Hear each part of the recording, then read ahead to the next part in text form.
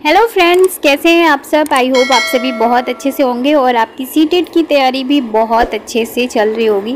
Friends, ये जो आज का वीडियो है ना, ये सीटेट पेपर 2 एसएसटी के लिए बहुत ही हेल्पफुल है। इसके साथ ही अगर आप कोई भी प्रतियोगी परीक्षा की तैयारी कर रहे हो, चाहे बिहार शिक्षक भर्ती हो या कोई भी शिक्षक भर्ती हो या कोई भी एग्ज़ाम हो, आपके लिए बहुत ही हेल्पफुल होगा। पूरा वीडियो ज़रूर देखें। तो चलिए शुरुआत करते हैं आज के अपने पहले क्वेश्चन के साथ। हमारा पहला क्वेश्चन है, भारत का पहला गवर्नर जनरल कौन था। ऑप्शन है Lord Mountbatten, Lord Wellesley, Warren Hastings या फिर लॉर्ड डलहौजी। तो इसका करेक्ट आंसर है वॉरेन हेस्टिंग्स। करेक्ट आंसर है इसका वॉरेन हेस्टिंग्स। ये था हमारे भारत का पहला गवर्नर जनरल। और जो लॉर्ड माउंटबेटन है, ये थे हमारे देश के आखिरी वॉयस रॉय। ठीक है, आखिरी वॉयस रॉय थे लॉर्ड माउंटबेटन और भारत का पहला गवर्नर जनरल था वॉरेन हेस्टिंग्स। ठीक है, बढ़ते हैं नेक्स्ट क्वेश्चन की ओर। नेक्स्ट क्वेश्चन है, a history of British India नामक किताब किसने लिखी। ऑप्शन है जेम्स मिल, लॉर्ड कर्जन, रिपन या फिर लॉर्ड माउंटबेटन ने। तो इसका करेक्ट आंसर है ऑप्शन ए जेम्स मिल। 1817 में स्कॉटलैंड के अर्थशास्त्री और राजनीतिक दार्शनिक जेम्स मिल ने 3 विशाल खंडों में a history of British India यानी ब्रिटिश भारत का इतिहास नामक एक किताब लिखी थी। ठीक है, और इस किताब में उन्होंने भारत के इतिहास को हिंदू, मुस्लिम और ब्रिटिश इन 3 कालखंडों में बांटा था। ठीक है, नेक्स्ट क्वेश्चन है, भारत में पहली इंग्लिश फैक्ट्री किस नदी के किनारे शुरू हुई। ऑप्शन है गंगा, यमुना, हुगली या फिर कोसी नदी। तो इसका करेक्ट आंसर है हुगली नदी। इंडिया में पहली इंग्लिश फैक्ट्री जो थी वो 1651 में हुगली नदी के किनारे पर शुरू हुई। ठीक है, कंपनी के व्यापारी जो थे वो यहीं से अपना काम चलाना शुरू किया उन लोगों ने।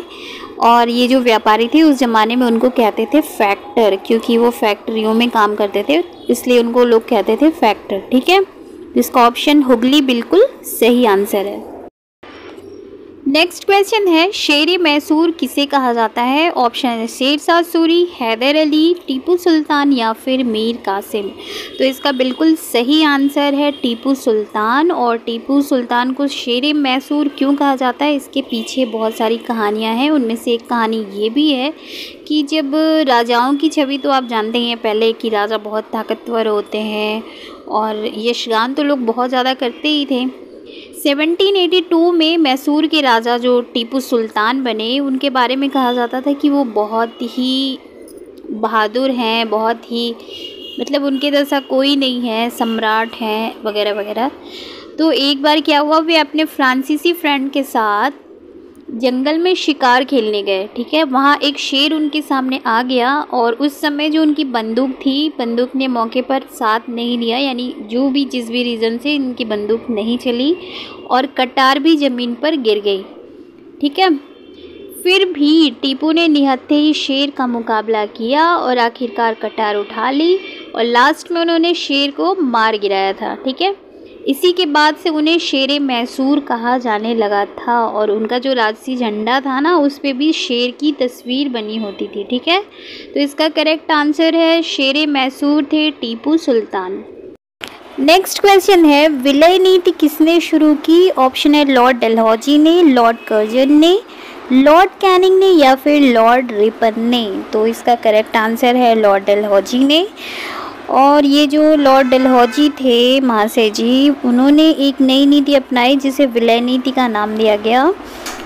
यह सिद्धांत इस तर्क पर आधारित था कि अगर किसी शासक की मृत्यु हो जाती है और उसका कोई पुरुष वारिस नहीं है, यानी कि अगर मेल वारिस नहीं है, तो उसकी जो रियासत होती थी उसको ये हड़प लेते थे, यानी कंपनी सरकार इनकी हड़प लेगी। ठीक है, कंपनी के भूभाग का हिस्सा बन जाएगा। आपने वो रानी लक्ष्मीबाई और उनके पुत्र और पति वाली ये सारी चीज़ें तो आप सभी को पता ही है, कितनी घटिया हरकत करी थी इस डलहौजी ने। तो ये लॉर्ड डलहौजी की ही नीति थी विलय नीति। ठीक है, तो इसका ऑप्शन विलय नीति लॉर्ड डलहौजी। नेक्स्ट क्वेश्चन है, अंग्रेजों के खिलाफ आंदोलन छेड़ने वाली रानी चेन्नम्मा कहाँ की रानी थी? ऑप्शन है झांसी, मैसूर, उदयपुर या फिर कित्तूर। तो इसका करेक्ट आंसर है कित्तूर। रानी चेन्नम्मा कित्तूर की रानी थी, जो कि फ़िलहाल कर्नाटक राज्य में है। ये एक छोटा सा राज्य था जिसको कब्जे में लेने का अंग्रेज़ों ने प्रयास किया, तो रानी चेन्नम्मा ने हथियार उठा लिए और अंग्रेज़ों के खिलाफ आंदोलन छेड़ दिया। 1824 में उन्हें गिरफ्तार किया अंग्रेज़ों ने और 1829 में जेल में ही रानी की मृत्यु हो गई। बहुत ही बहादुर औरत थी, बहुत ही साहसी रानी थी रानी चेन्नम्मा। ठीक है।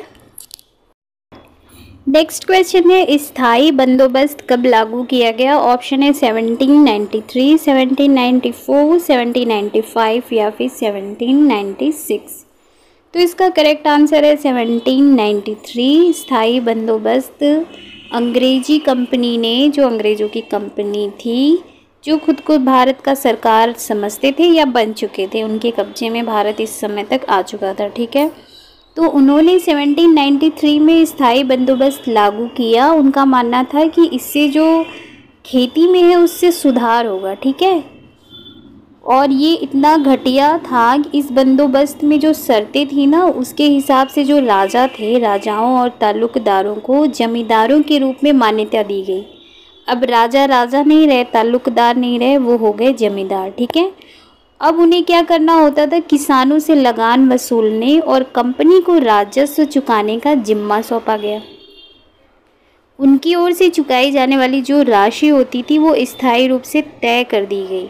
स्थायी रूप से तय कर दी गई, यानी कि ना ये घट सकती है ना बढ़ सकती है। इसका मतलब ये था कि भविष्य में कभी भी उसमें इजाफा नहीं किया जाना था, चाहे बारिश हो ना हो, फसल हो ना हो, सूखा पड़े। आपने लगान मूवी देखी है ना, उसमें सूखा पड़ता है, लगान देना ही पड़ जाता है, चाहे फसल हो या ना हो। ठीक है। तो ये स्थायी राशि जो थी वो उनको कंपनी को देना ही होता था, जो कि राजा अब बन चुके थे जमींदार। ठीक है।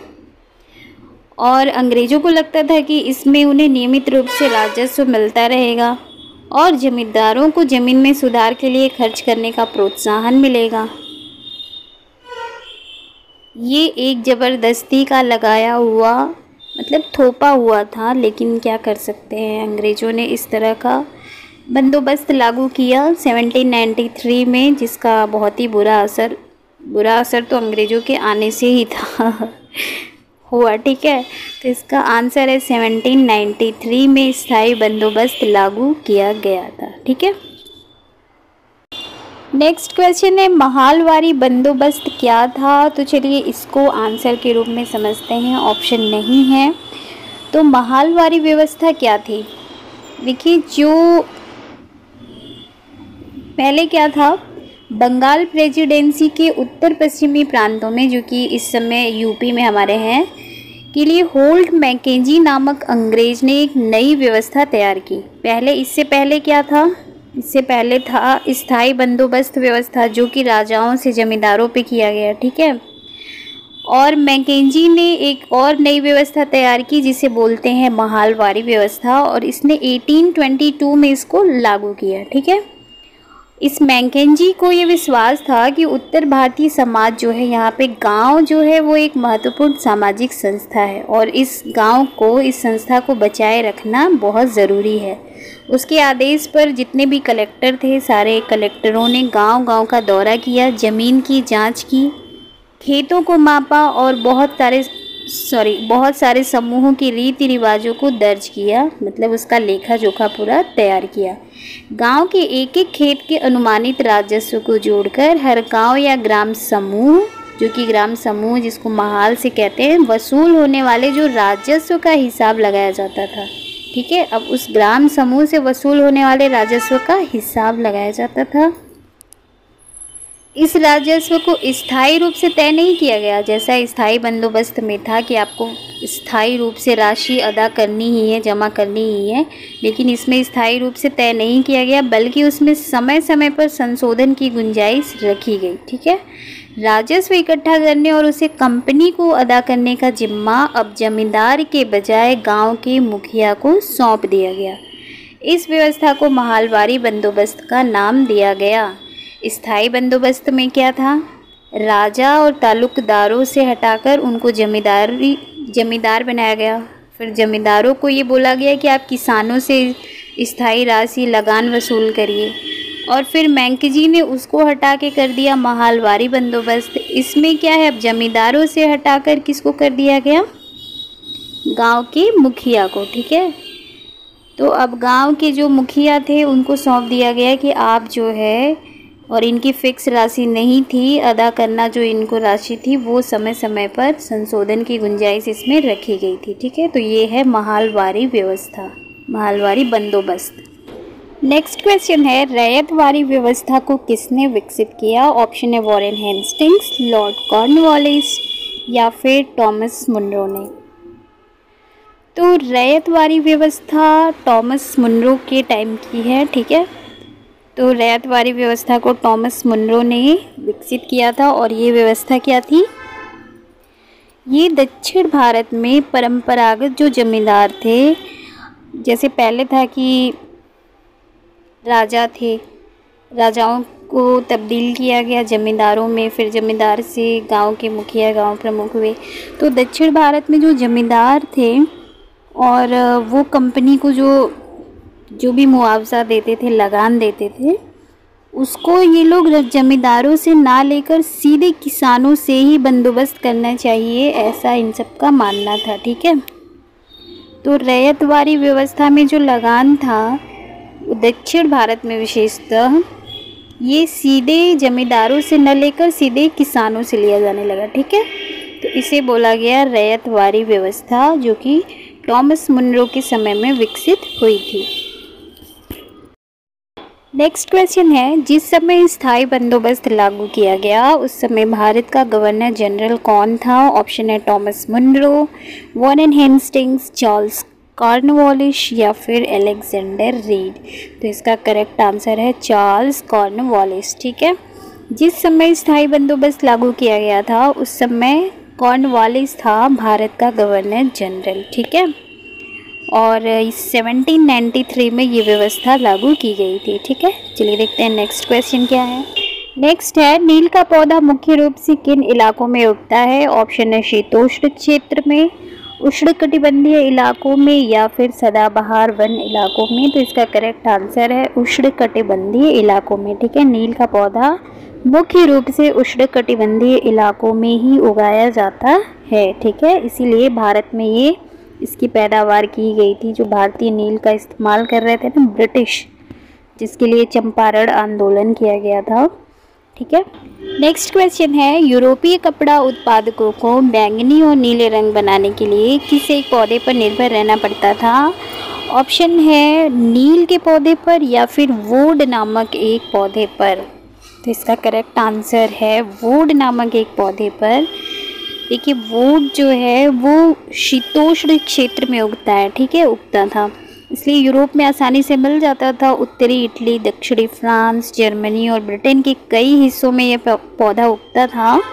और नील के साथ प्रतिस्पर्धा से परेशान यूरोप के वुड उत्पादकों ने अपनी सरकारों पर दबाव डाला कि वे नील के आयात पर पाबंदी लगा दें। जब ब्रिटिश भारत में आए और उन्हें पता चला कि नील जो है वो बहुत ही सस्ते से आसानी से उपलब्ध हो जा रहा है, तो उन्होंने भारतीयों से नील की खेती कराना शुरू किया। इससे क्या हुआ, जो यूरोप के उत्पादक थे वुड पौधे के, उनको इससे लॉस हुआ। ठीक है, तो यूरोप में क्या था, नील पौधे के बजाय वुड पौधा था, जो उनके लिए नील रंग बनाने के लिए उसी पौधे पर उनको डिपेंड होना पड़ता था। ठीक है, तो इसका करेक्ट आंसर है वुड।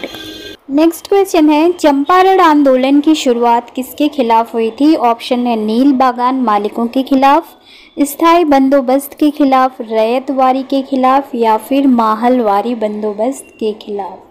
तो इसका करेक्ट आंसर है नील बागान मालिकों के खिलाफ। चंपारण आंदोलन की शुरुआत जो हुई थी वो हुई थी नील बागान मालिकों के खिलाफ। ठीक है, जब किसानों ने नील की खेती करने से मना कर दिया था और फिर ये आंदोलन की शुरुआत हुई थी, क्योंकि ज़मींदारों को लग रहा था कि उनकी जो खेती है, जो उनकी जो ज़मीन है वो ज़बरदस्ती छीनी जा रही है, हड़पी जा रही है और किसानों को ये लगता था कि जो भूमि में जो ज़मीन है उसमें ज़बरदस्ती थोप कर नील की खेती कराई जा रही थी, जिससे ज़मीन को तो नुकसान हो ही रहा था, किसानों को, ज़मींदारों को भी बहुत ज़्यादा नुकसान हो रहा था। ये एक थोपा हुआ खेती था जिसके विरोध में, जिसके खिलाफ आंदोलन शुरू किया गया, चंपारण आंदोलन। ठीक है, चलिए देखते हैं हमारा नेक्स्ट क्वेश्चन क्या है। नेक्स्ट है बिरसा मुंडा कहाँ के निवासी थे, और ऑप्शन में है उड़ीसा, छोटा नागपुर, बिहार या फिर गुजरात।